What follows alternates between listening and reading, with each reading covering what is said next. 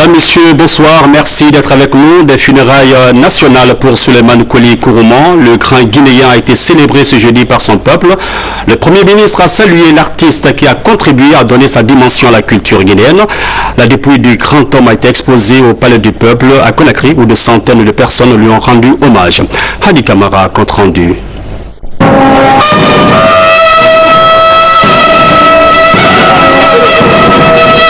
C'est aux environs de 10 heures que ce air musical tiré du folklore du Mandé médiéval a accueilli au Palais du Peuple le corps de notre regretté Souleymane Koli Kourouma, décédé le vendredi 1er août à Conakry. Depuis 40 ans, à côté de son travail de création avec Koteba, Souleymane Koli conçoit et met en œuvre des événements culturels. Impression d'Afrique en avril 1989, encadre des ateliers et recherches de création théâtrale.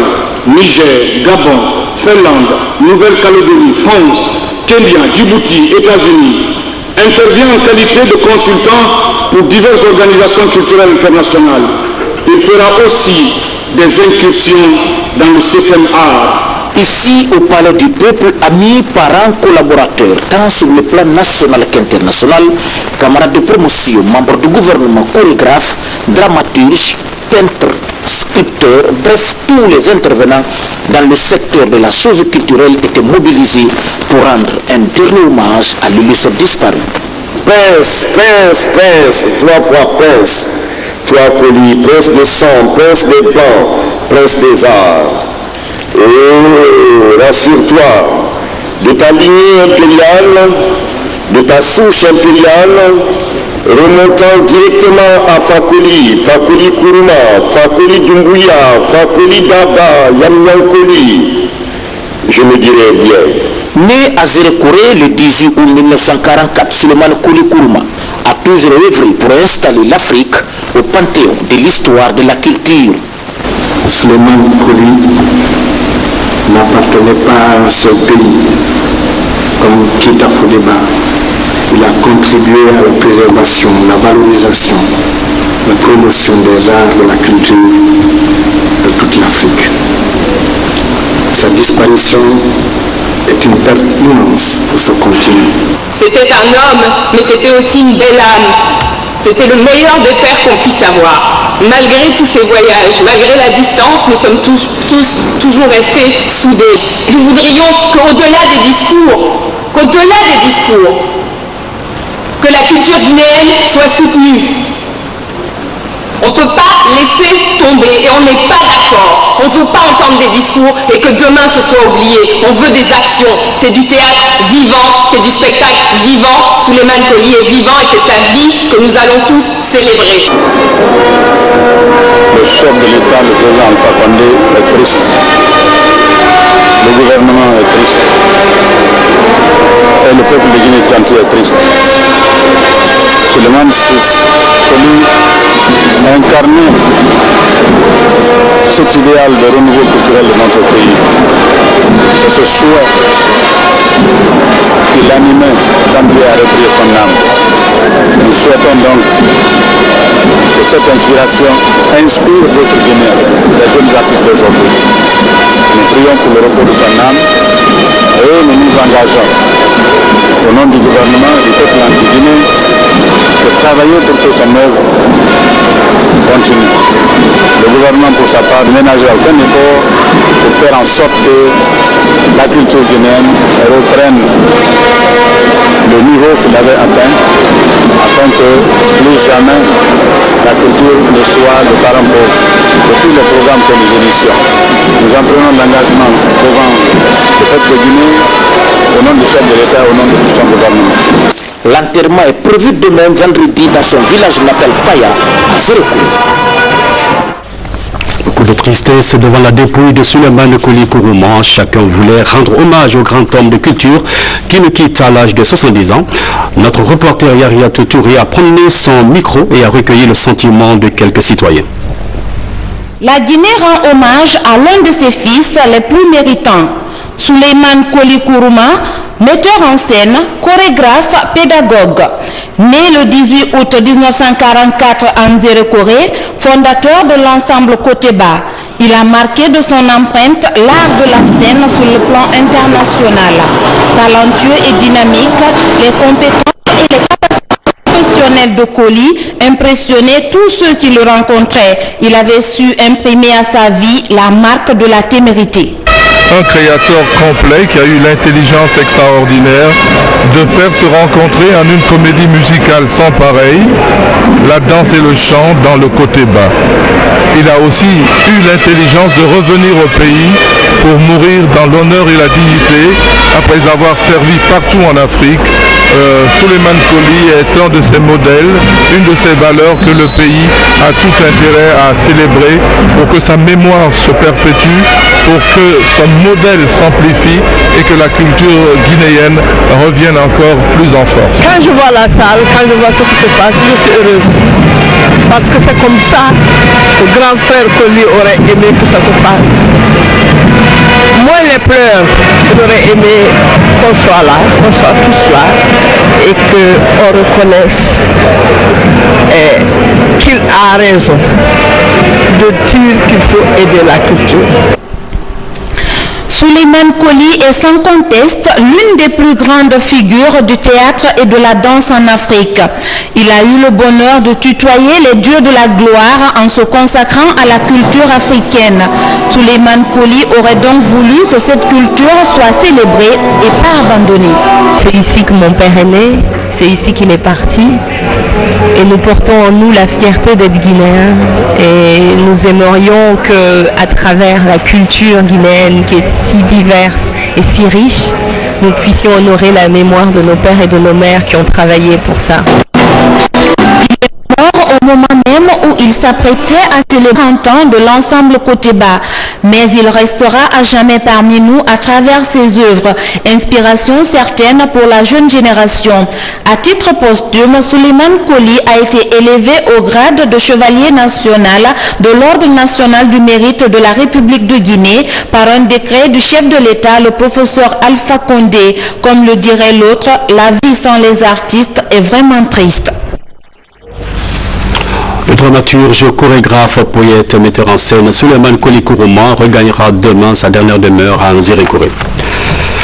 Washington, le sommet États-Unis-Afrique a pris fin. Côté guinéen, on a noté une participation responsable et des contacts fructueux. Notre envoyé spécial Sanassi Keita rend compte.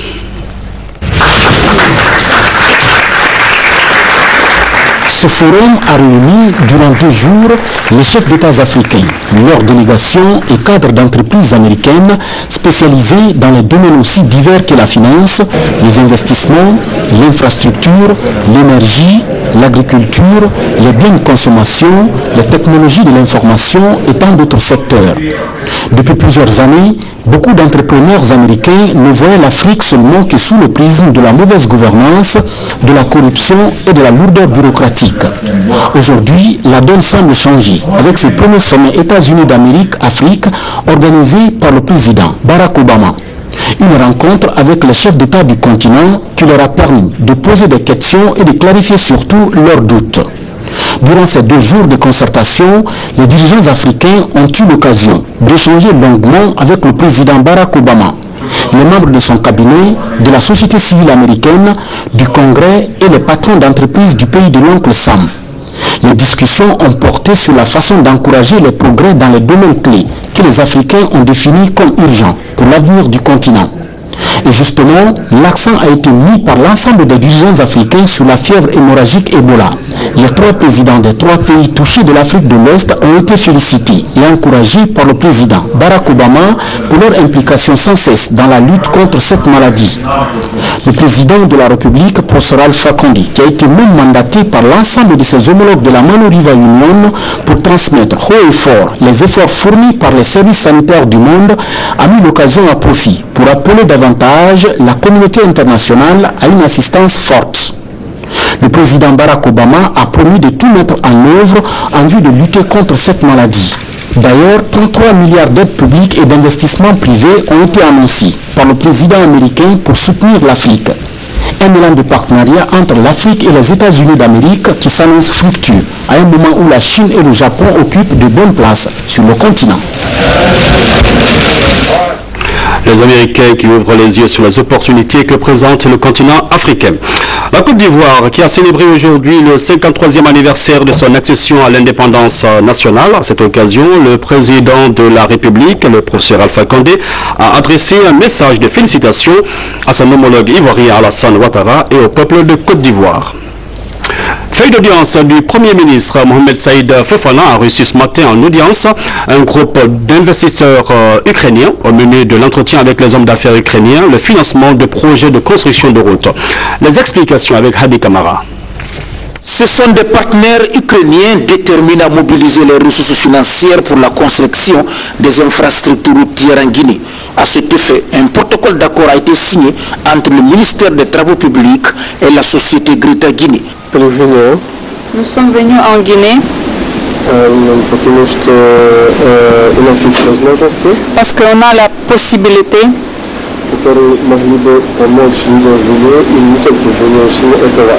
qui peuvent aider à la population de la Guinée et non seulement de la Guinée, de tous les pays de ECOWAS. Et comme on comprend bien que le financement, c'est le sang de l'économie, nous, on représente la partie financière de ce projet. Le Premier ministre Mohamed Saïd Fofana a rappelé que le gouvernement attache du prix à la construction des infrastructures routières. Nous tenons à vous encourager. Notre pays est en chantier. Non seulement ici, mais aussi à l'intérieur du pays, où les besoins sont énormes, que ce soit les infrastructures routières, ferroviaires, maritimes, et très bientôt, cela va être amplifié par le fait de la création de grandes sociétés au niveau du secteur minier, ces sociétés qui sont demandeurs de beaucoup de choses. C'est pourquoi nous avons besoin de beaucoup d'énergie et nous avons besoin d'une infrastructure routière suffisamment améliorée et de beaucoup de logements sociaux. Économie, la BADAM, cette banque qui s'était ouverte avec beaucoup d'ambition mais qui a vite fait faillite avec des clients qui réclament leur argent. Nos reporters ont cherché à comprendre ce qui s'est passé et ont posé la question au gouverneur de la Banque centrale de la République de Guinée. Sa réponse, c'est un extrait de l'entretien de Colombo. La loi bancaire dispose que pour être agréée, une banque doit remplir 3 conditions principales.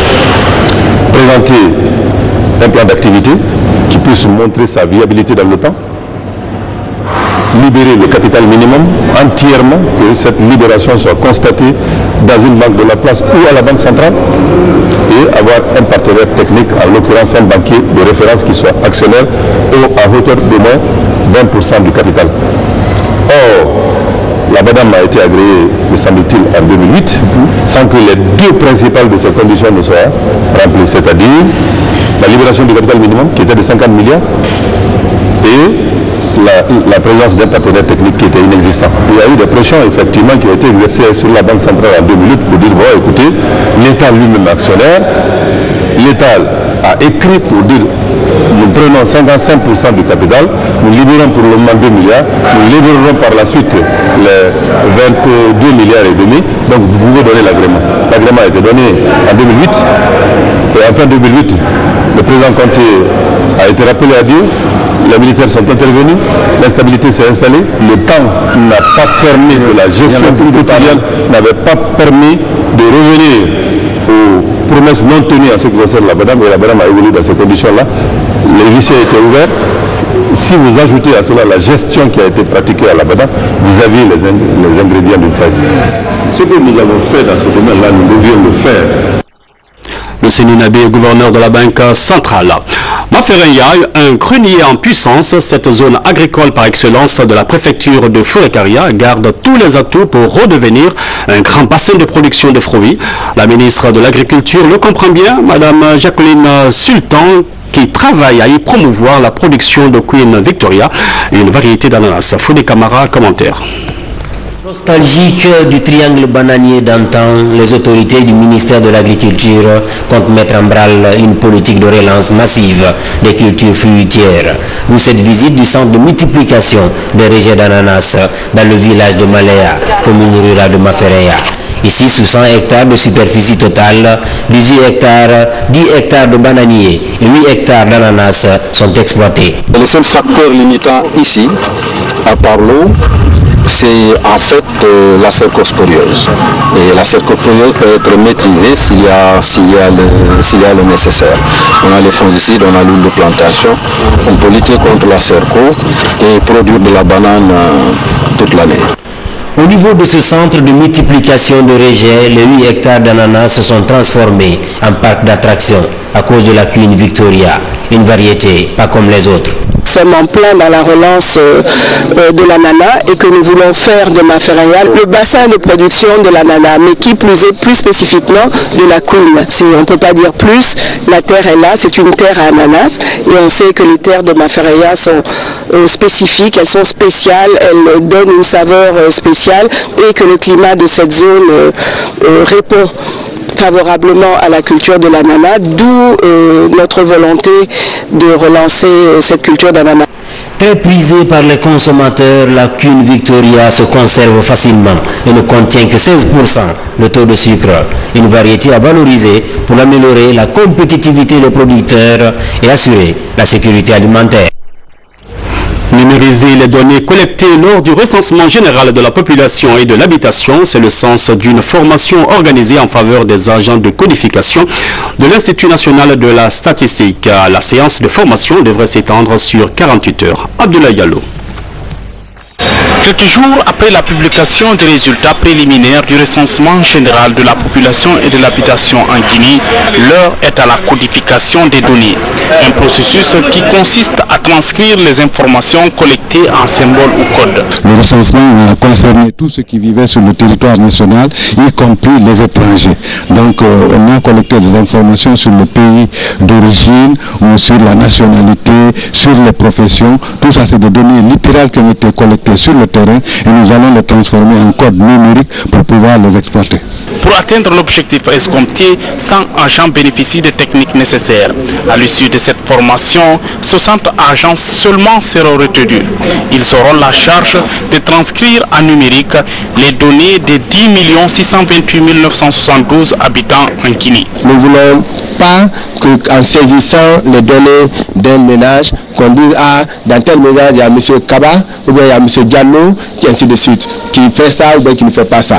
Mais l'agent de saisie ne verra que le code. Il verra par exemple le code 01, 02, 03, 05 selon les variables qu'on va retenir. Une innovation saluée par le ministre du Plan qui invite les participants à faire preuve de maturité pour la gestion des informations.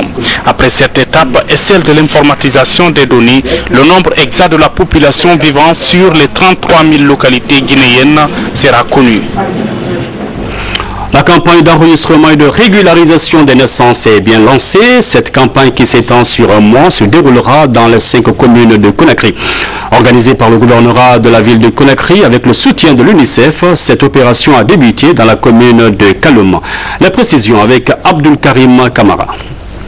C'est un droit pour l'enfant de posséder un acte de naissance.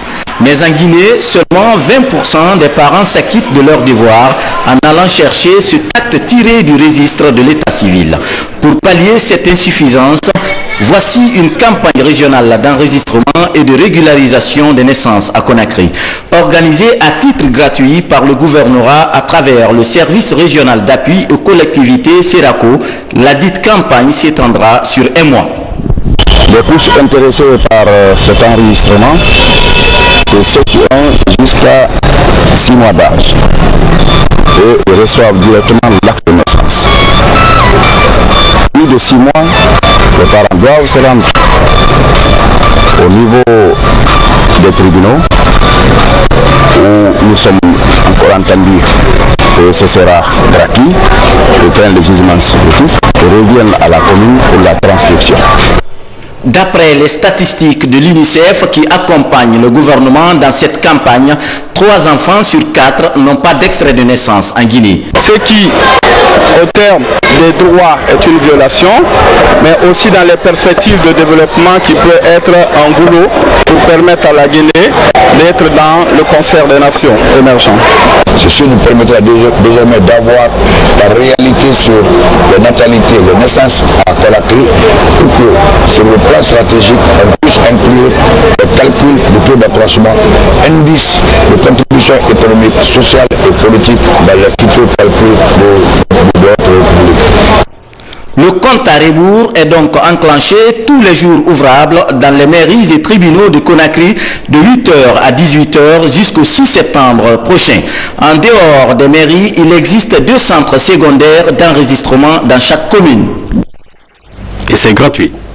Comprendre le système électoral guinéen afin d'être à la hauteur des attentes, c'est l'objet de la rencontre qui a réuni à Kindia les cadres préfectoraux et communaux de l'administration électorale. La rencontre a été un grand espace d'échange, comme l'explique Mohamed Lamine Kamara. Ces 38 cadres préfectoraux et communaux de l'administration électorale ont amélioré durant 5 jours leurs compétences au système électoral guinéen.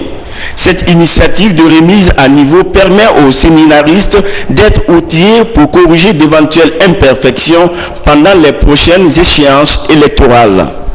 Ce que nous avons retenu, et personnellement, c'est la compréhension de toutes les étapes liées au processus électoral, depuis la révision des listes électorales jusqu'à la proclamation des résultats par la Cour suprême, et surtout sachant ce que les apprenants d'une jeune démocratie, généralement par méconnaissance ou quoi, observent après les élections, le rôle indépendant et sécurisé des forces de l'ordre et de sécurité en vue de maintenir la quiétude au sein de la cité.